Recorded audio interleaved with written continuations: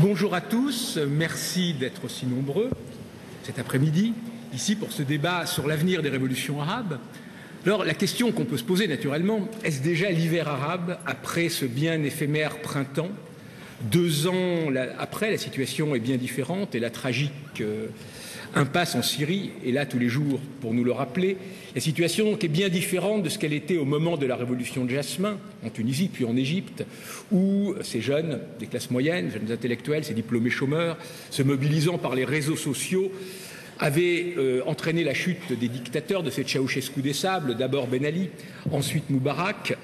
Et à l'époque, il y avait une illusion lyrique sur ces mouvements. Des analystes expliquaient qu'on était rentré dans l'ère du post-islamisme, puisque effectivement ces mouvements ne se faisaient pas au nom du vieux slogan des islamistes, l'islam est la solution. Aujourd'hui, il y a un certain désenchantement. Le mot même choisi pour ces mouvements, printemps arabe, en référence au printemps des peuples en Europe en 1848, aurait dû déjà inciter à un peu plus de prudence. À peine 2 ans plus tard, après ces révolutions de 1848, en Italie, en Hongrie, en France, partout des régimes réactionnaires s'étaient installés. En même temps, ces printemps des peuples de 1848 avaient lancé un mouvement qui, après, aboutira à l'Europe que nous connaissons aujourd'hui. Et on peut imaginer la même chose avec les pays du printemps arabe. Mais le processus sera long, beaucoup plus difficile qu'on pouvait l'imaginer au début. On l'a vu lors des premières élections libres partout. Les partis islamistes ont triomphé, c'était les seules forces organisées pendant les dictatures. On voit aussi monter aujourd'hui... En 2 ans, plus d'un quart de la population syrienne est aujourd'hui réfugiée ou déplacée, vit donc dans une situation très difficile. La communauté internationale, si on peut l'appeler ainsi, et qui devrait être représentée par le Conseil de sécurité des Nations Unies, cette communauté internationale a été totalement paralysée au cours de ces 2 années. Et l'on peut dire en 2 mots qu'aucune action de la communauté internationale n'a eu d'impact réel sur les dynamiques naturelles de détérioration de la situation, d'envenimement de la crise et de l'arrivée au point où nous sommes aujourd'hui, qui est une situation moralement, humanitairement, politiquement extrêmement dangereuse, inacceptable et dangereuse. Sur le terrain, chacune des parties qui sont en lutte contre le régime, chacune des parties, à savoir ceux qui, du côté de la société qui s'est révoltée contre le régime, nous avons de toute évidence 2 courants. Un courant démocratique, il représente la majorité, une large majorité de la population, et puis un courant qui se veut, qui est déterminé à développer un ordre plutôt conservateur de couleur islamiste en comparaison, ou plutôt en parallèle avec ce qui se produit en Tunisie, ce qui s'est produit en Tunisie et en Égypte. Cette lutte de 2 courants sur le terrain est tout à fait évidente, mais la composante essentielle dans tout cela, c'est que dès lors que le mouvement s'est militarisé, et la militarisation n'est pas une décision politique, elle est une décision, un développement spontané qui s'est produit graduellement sur le terrain face à la répression. Dès lors qu'elle s'est militarisée, la révolte est devenue dépendante de financement extérieur et d'armement de l'extérieur. Et c'est en 18 mois, puisque au bout de 6 mois ou 9 mois, la révolution s'est vraiment militarisée, en plus d'1 an et demi maintenant, en 1 an et demi, on peut dire que cet argent qui a financé la révolution est venu malheureusement, je dis bien malheureusement, majoritairement des pays dont le but sur le terrain est de favoriser l'émergence du mouvement islamiste. Dans ce financement islamiste qui s'est développé, on a très clairement un mouvement démocratique qui est resté sans moyens. Et jusqu'à ce jour, le mouvement démocratique, les courants démocratiques Et quand on appelle les courants démocratiques, on parle du mouvement civil, mais même des groupes qui ont dû porter les armes. Ce courant-là est resté avec très peu de moyens. Il a cru pendant longtemps que l'aide, la protection, le discours et la diplomatie internationale seraient l'élément moteur et l'élément décisif dans le changement de la situation et dans l'affaiblissement du régime. Les forces démocratiques ont été mises en minorité, non pas en nombre, mais bien en moyens. De toutes parts, il y avait un discours sur l'unité de l'opposition. Il fallait absolument faire bloc face à un régime qui cherchait à diviser. Il fallait qu'une alternative politique émerge dans l'Union. Or, on s'interroge aujourd'hui sur la validité de cette stratégie. Oui, il faut faire bloc face au régime. Mais faire bloc face au régime ne signifie pas nécessairement diluer son identité politique, son programme démocratique, ses valeurs dans une action commune. Il est clair que le mouvement démocratique en Syrie, tout comme en Égypte ou en Tunisie ou ailleurs, est face à un défi majeur. Il ne s'est jamais bien organisé, il ne le pouvait pas sous les pouvoirs autoritaires.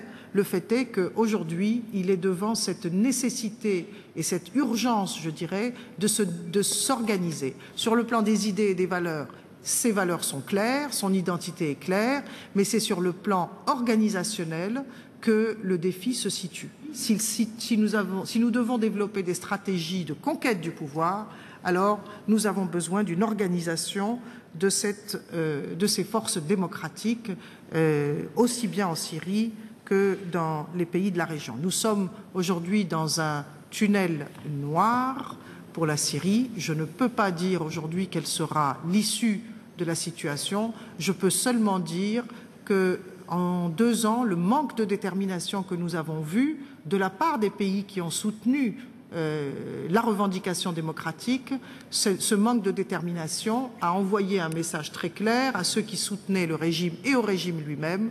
Il est possible de continuer à tuer, il est possible de continuer à réprimer, il est possible de sauver ce régime. L'autre camp n'est pas sérieux dans un soutien réel et ne donnera pas les moyens pour changer la donne sur le terrain. Merci, Basma. Merci, Basma.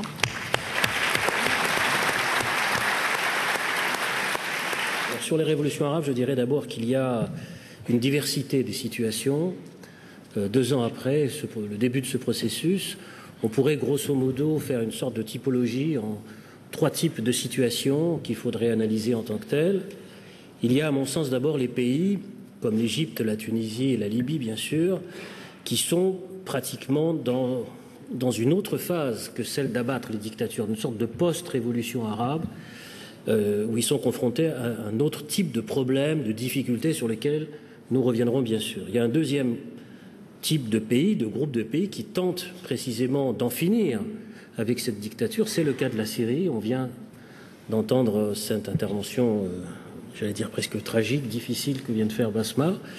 Ces pays où le niveau de résistance de l'appareil d'État a été plus dur que prévu, et sur lequel il y a bien sûr toute une série d'interrogations qui pèsent. Le cas de la Syrie, bien sûr, est spectaculaire à ce niveau-là. Et puis enfin, il y a un troisième type de pays qui ne sont pas entrés dans les révolutions arabes et qui se sont tenus à l'écart de ce processus. On peut citer, grosso modo, les pays, disons, de tendance monarchiste, pour aller vite, qui vont du Maroc aux pays du Golfe, qui ne sont pas véritablement rentrés dans un processus de fin de régime ou de déstabilisation complète et radicale. Je dirais que ce qui intéresse beaucoup aujourd'hui, c'est d'abord ce premier groupe, c'est-à-dire ces pays qui ont abattu les dictatures, c'est-à-dire l'Égypte et bien sûr la Tunisie. Et ces pays aujourd'hui sont, à mon sens, confrontés à toute une série de problèmes qu'il faut absolument repérer, discuter, analyser. Je crois que si ces pays, ces États sont tombés si vite, c'est à mon sens parce que c'est un effet différé de la chute du mur de Berlin des années 90, c'est-à-dire que c'était des systèmes politiques autoritaires, un peu comme la Syrie, à base de partis uniques, appuyés sur les pays de l'Est, et où le nationalisme arabe était le ciment, le moteur. Et puis, les questions qui sont posées dans ces pays sont, dans le fond, relativement simples. c'est le fait qu'en Égypte comme en Tunisie, ce sont des gouvernements à partis religieux qui sont au pouvoir, c'est-à-dire les partis islamistes, Al-Nahda en Tunisie, les frères musulmans en Égypte, confrontés, eux, pour la première fois, à une situation qui est totalement inédite pour eux. C'est le fait qu'ils s'étaient présentés jusqu'à présent, depuis plus d'un demi-siècle, comme des partis du peuple entier, c'est-à-dire comme représentant la totalité de la communauté religieuse et musulmane, un peu sur le modèle des partis nationalistes anticoloniaux des années 50, mais à base religieuse, c'est-à-dire des partis du peuple entier. Or, ces partis du peuple entier ne représentent pas le peuple entier. Et tout le problème commence pour eux.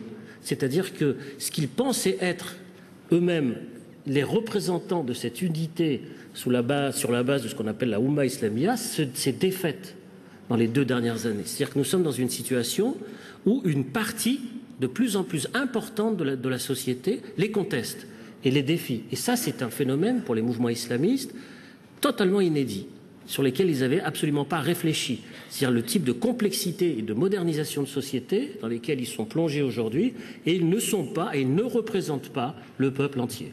Car ce peuple-là, eh bien, c'est divisé, fracturé, avec des oppositions démocratiques, des mouvements syndicaux, des mouvements féministes, des mouvements de jeunes, etc., etc., etc. Et ça, précisément, va avoir une conséquence terrible pour eux, c'est le problème du passage devant les élections. Parce que dans les élections qui ont eu lieu dans la chute des dictatures, ils se sont présentés comme étant la seule force alternative représentant le peuple entier, le peuple musulman entier, groupé, unitaire, communautarisé, pourrait-on dire.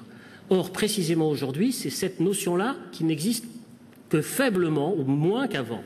Et donc, il se pose la question maintenant de repasser devant les élections. Et il n'y a plus de date d'élection prévue.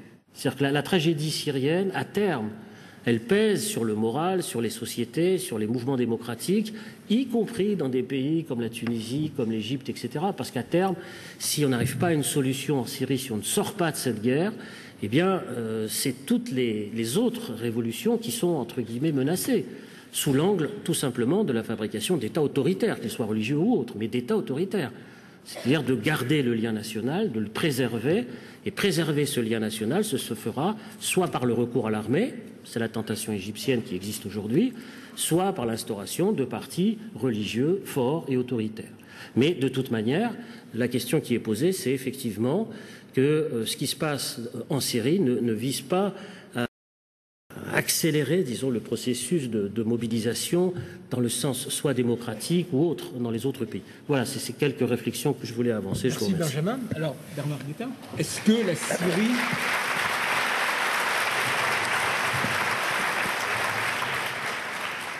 Bernard Guetta, donc, à vous la parole. Est-ce que la Syrie, aujourd'hui, est un repoussoir ? Fonctionne justement comme quelque chose qui... Voilà, non. Je pense annonce un retournement ? Je pense qu'il y a des dynamiques propres à chacun de ces pays, que la Syrie est évidemment un frein, qu'elle joue un rôle d'intimidateur, si vous me pardonnez le néologisme, et que Benjamin l'a très bien dit. Mais je crois qu'il y a que rien, pas même l'horreur de ce qui se passe en Syrie, ne peut arrêter les révolutions arabes qui me semblent, à bien des égards, un mouvement historique totalement irréversible. Irréversible ne voulant pas dire qu'il soit rapide, certainement pas, il sera long, au moins une génération pour se stabiliser, et ne veut pas dire non plus que nous ne puissions pas avoir des moments de retour en arrière.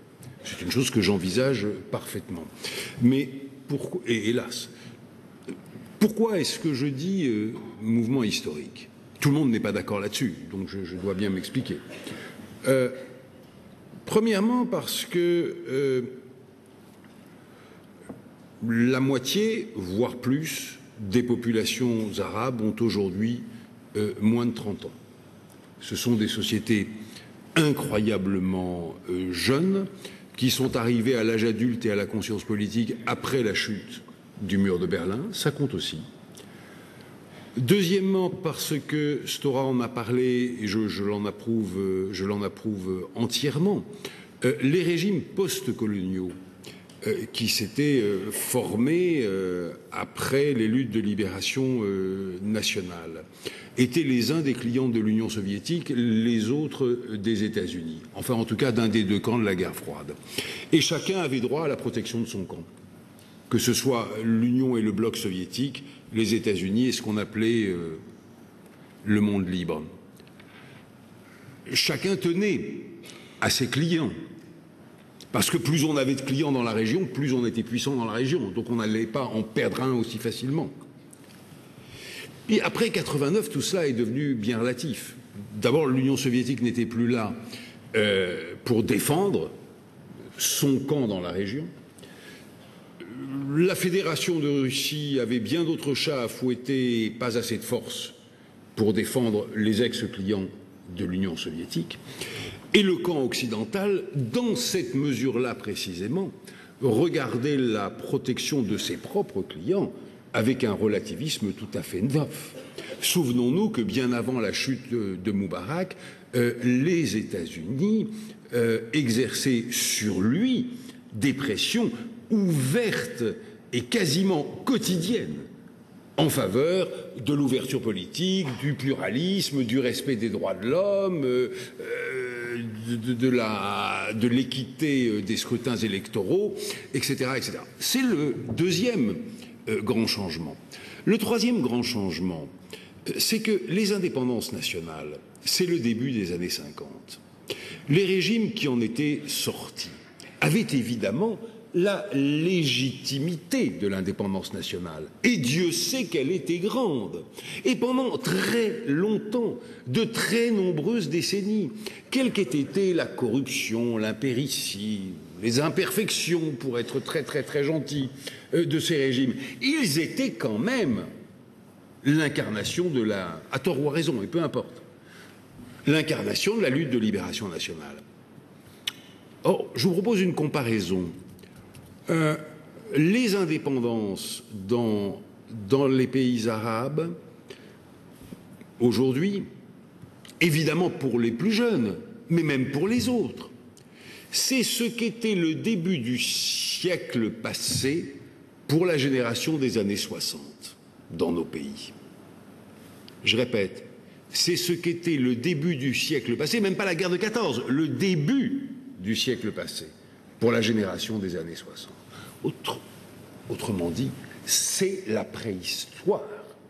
La légitimité a été balayée au profit des accusations ô combien fondées de corruption, de malversation, de violence, de dictature, de tout ce que l'on veut. Et plus encore.